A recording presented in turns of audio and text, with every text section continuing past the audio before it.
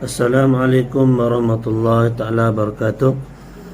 Jadi alhamdulillah bertemu kembali kita pada malam ni. Jadi malam ni kita akan berkongsi, akan share berkenaan dengan satu panggil sihir santau lah. Okey. Tujuan saya buat perkongsian tentang santau ni adalah untuk kita ambil langkah awal lah. Bila kita tahu kita ada simptom-simptom yang kena santau, kita boleh pergi berubat dan supaya kita ni sentiasa bila dah kena ada simptom santau tu, kita kena cepat-cepat lah kena pergi berubat. Dan kadang-kadang berlaku kes yang mana pesakit ni dia tidak sedar bahawa dia kena santau, dan bila lambat pergi berubat maka ada kesan-kesan yang tidak baik pada diri dia lah. Okey, baik, kita pergi kepada jenis-jenis santau lah. Santau ni dia ada jenis dalam makanan, jenis dalam minuman, dan ada yang jenis angin lah. Dan terbagi kepada dua, yang jenis tajam dan yang jenis kotor. Yang tajam ni biasanya bahan-bahan yang digunakan untuk sihir santau ni adalah menggunakan serbuk kaca, digunakan selembar kayu, dan juga menggunakan miang buluh lah.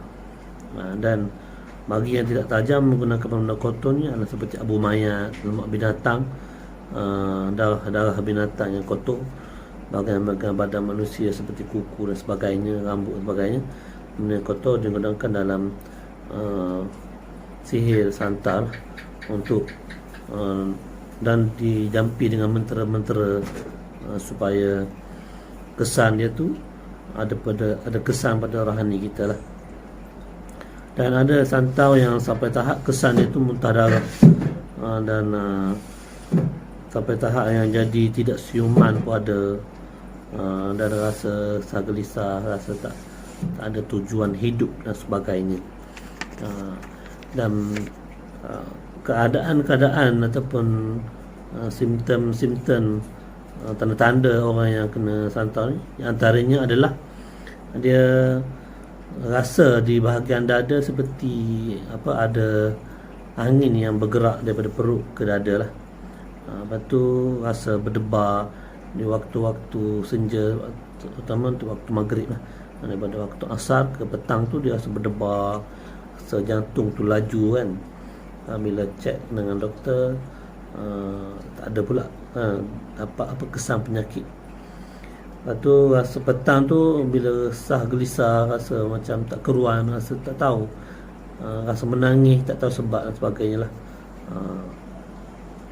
Dan antara tanda-tanda terkena santau ni juga adalah di waktu malam tu badan rasa panas seperti biasa, tapi bila pegang di bahagian kaki tu rasa sejuk beku, dan rasa lenguh di bahagian belikat dan pinggang, rasa susah nak tidur. Kadang-kadang tidur malam bunyi jam pun dah terganggu dah. Dan kalau tidur terlena pun mimpi ngeri lah, mimpi dia kejar binatang, mimpi jatuh tempat tinggi dan sebagainya. Jadi yang kena seperti yang saya cakap tadi adalah biasanya peringkat awal. Kadang-kadang dia berlaku juga sakit kepala yang melampau seperti migrain kan, tak lalu makan, dan ada masalah sampai tahap dia jadi mati pucuk bagi perempuan, dia jadi masalah kedinginan lah dia panggil. Dia ada masalah, dan dia sampai tahap boleh berlaku keruntuhan rumah tangga disebabkan emosi dia tidak stabil.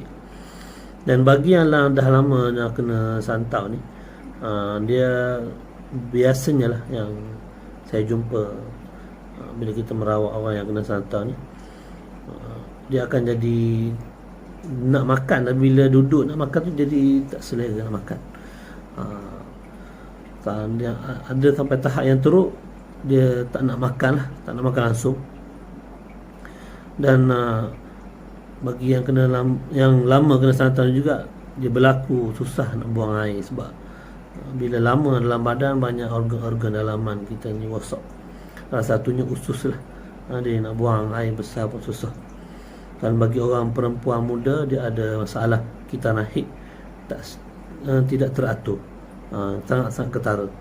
Dan bagi orang yang lama dah kena santan ni, dia akan jadi malas untuk beribadah, malas nak semayang, nak baca Quran. Atau bagi yang bekerja malah nak pergi kerja. Bagi yang meniaga tak nak langsung pergi meniaga, yang buat insurans dan sebagainya. Dan bagi pelajar pula, dia bila dia ada kena santau ni, dia akan jadi bila masuk kelas tu macam masuk tengah kanan keluar tengah kiri lah. Dan bila dia study benda tak boleh faham, jadi blur, jadi macam bengak sikit lah.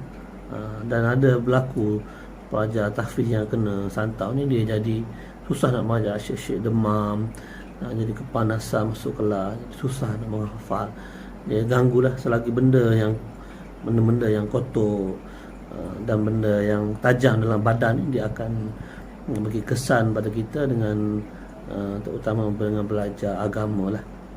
Jadi cara macam mana kita nak cek ataupun kita nak tahu kita ni kena santau betul ke tidak? Jadi cara yang ikut apa yang saya belajar daripada guru saya, Ustaz Mukhtar Hassan yang duduk di Kajang tu, beritahu bahawa sebelum tidur kita titik dengan 5 nipis sebelum tidur, 3 titik. Kalau malam tu rasa miang, rasa gatal, rasa batuk sebagainya, rasa panas, maka kena cepat-cepatlah pergi berubat. Jadi setakat tu dulu untuk kita kongsi perkongsian kita tentang santau. InsyaAllah nanti kita akan jumpa di lain keadaan, lain masa.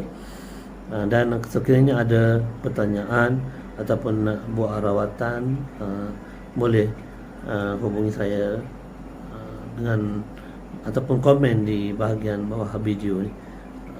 Takat dulu untuk kita malam ni. Assalamualaikum warahmatullahi wabarakatuh.